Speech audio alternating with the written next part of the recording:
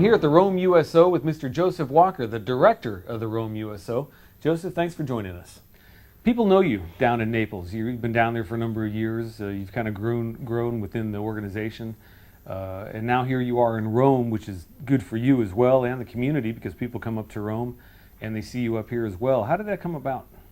Well, a couple months back, May to be specific, the USO Rome was given to me to manage. And in fact, Rome is becoming part of the USO Naples, although it will retain a separate structure for tours and hotel reservations, etc. Somebody comes to Rome, they come here for a visit. What are you prepared to offer them? I mean, give me the run of the different services that the USO can offer somebody, whether they are coming up from Naples or down from Germany or wherever. Well, one of the important things that I saw for the USO Rome is that it receives patrons from all over the world in our military community. And so what I thought that we could do was to save our military members and their families as much money as possible and make their trip to Italy as hassle-free as possible. Now, one of the ways that we can make this happen, it's just pure old buying power. You put the market of Naples together with the market of Rome, and then with this bigger audience, you can get lower fares for hotels or for airport shuttles or for tours. We are realizing this right now. In fact, we're hoping to see about a 10% reduction in hotel costs that are required by our military patrons next year. Well, at Rome, what we're trying to do is to get the word out that Rome is a fantastic city and that we can save people money and make it hassle-free. If you're in Spain, or if you're in Germany, or England for that matter, one point or another in your tour, you have to visit Rome and Italy. This is a fantastic place. And plus, I would also say that the buying power in Italy is still a little bit better than elsewhere in Europe. So it's still a wonderful place for a vacation, especially if you have a family. Now, somebody comes here and they haven't called ahead. They've spontaneously made their visit here. They're going to stop by. What can you offer a typical service member that comes to visit? Well, if somebody just appears in Rome and they come to our office and they're looking for help, we can offer them tours to Vatican City, maybe a papal audience to see the Pope. We can also offer them tours to see ancient Rome, the glories of Rome, Rome of the Caesars. That's the Forum, the Colosseum, the Circus Maximus, and the Appian Way. But we can also give them quality hotel reservations at a very good rate. But beyond that, we can give them a lot of free information and free city maps. And if our patrons get tired of touring, our center here acts as a home away from home. People can just come in and relax. At the USO in Rome, we have many things that people can do. If they're tired of touring, they can come in. They can actually use our cyber cafe. We have 8 computers where people can check their email or even do a VMail back to their family elsewhere in Europe or back to the States. We also have free coffee and cookies that's available all day long. We also have TV that shows the latest news and events going around the world.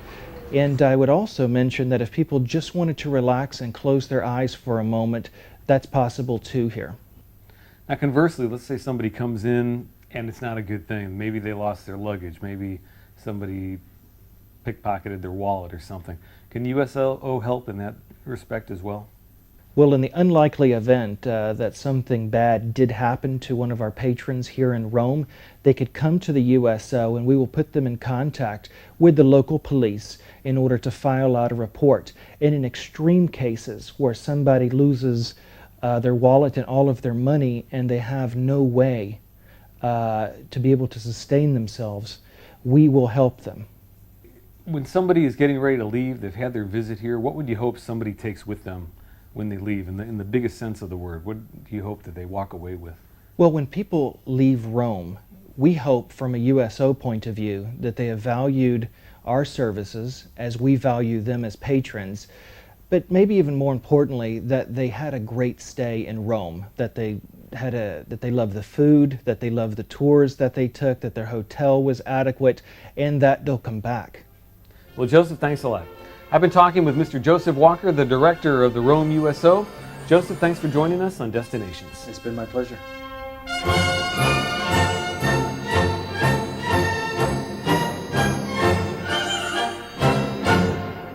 One fine day we'll fly away. Don't you know that Rome wasn't built in a day? Hey, hey, hey. Well, Gary, we're probably at one of the most famous tourist attractions in Rome. It's a stop on anybody's list once you get here in the city. You've seen it hundreds of times in ads and commercials, and most notably in movies like Gladiator. Well, of course, we're talking about the Colosseum chain, and whether we're talking about man versus man, man versus animal, or animal versus animal, the gladiatorial games at the Colosseum was kind of like a Super Bowl every day of the week. And actually, the Colosseum as it stands now here in Rome is only a third of what it used to be. And we found out more about the Colosseum on a USO tour here in Rome.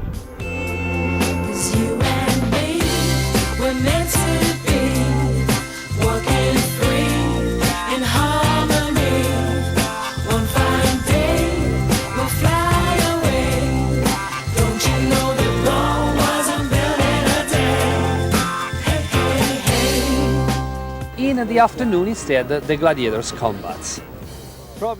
Our tour guide's name was Giorgio. It was his job to take us around the ancient Colosseum and through it. The Colosseum is an impressive structure on the outside, but one thing that might surprise you once you get inside is not what's on the surface of this amazing structure, it's what's underneath it. Then there were offices for the administration of the Colosseum. A lot of people worked here for the organization of the games and for its maintenance. The original name of the Colosseum was the Flavian Amphitheater and was inaugurated in 72 AD.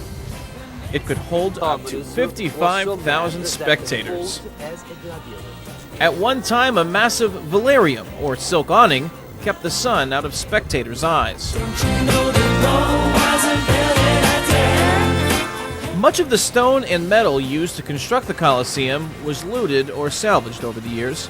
In fact, much of the materials were used to build churches or other monuments around Rome. To this day, archaeologists continue to study the structure, even as tourists look on.